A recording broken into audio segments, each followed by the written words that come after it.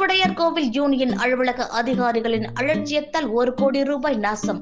புதுக்கோட்டை மாவட்டம் அறந்தாங்கி அருகே ஆவுடையார் கோவில் யூனியனில் 35 ஊராட்சிகள் உள்ளன.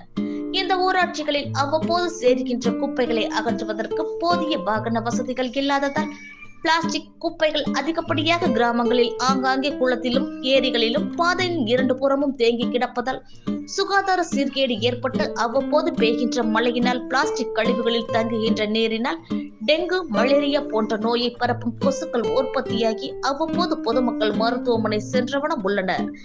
ஆனால் இந்த குப்பையை அப்புறப்படுத்துவதற்காக கடந்த 2 வருடத்திற்கு முன்பு ஆவுடையார் கோவில் யூனியன் அலுவலகத்திற்கு கொண்டு வரப்பட்ட சுமார் 30 3 சக்கர குப்பை அகற்றும் வாகனங்கள் ஒரு வண்டியின் விலை 3 லட்சம் ஊராட்சிகளுக்கு விநியோகம் செய்யப்படாமல் யூனியன் அலுவலகத்திலேயே நிறுத்தி வைக்கப்பட்டுள்ளது.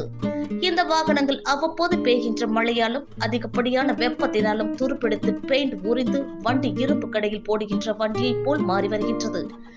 ஆனால் யூனியன் நிர்வாகம் மற்றும் அதிகாரிகள் அதில் உள்ள திமுக சேர்மன் உமாதேவி, காங்கிரஸ் துணை சேர்மன் பிரியா குப்புராஜா மற்றும் வட்டார வளர்ச்சி அலுவலர்கள் இதை ஏன் கண்டுகொள்ளவில்லை என்று புரியவில்லை.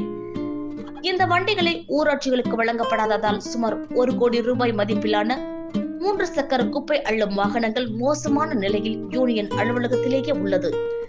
சேர்மன் திமுக கட்சியை சேர்ந்தவராகவும் துணை சேர்மன் காங்கிரஸ் கட்சியிலும் இருப்பதால் இப்படியெல்லாம் நடக்கும் என்று பொதுமக்கள் கருத்து சொல்கின்றனர்.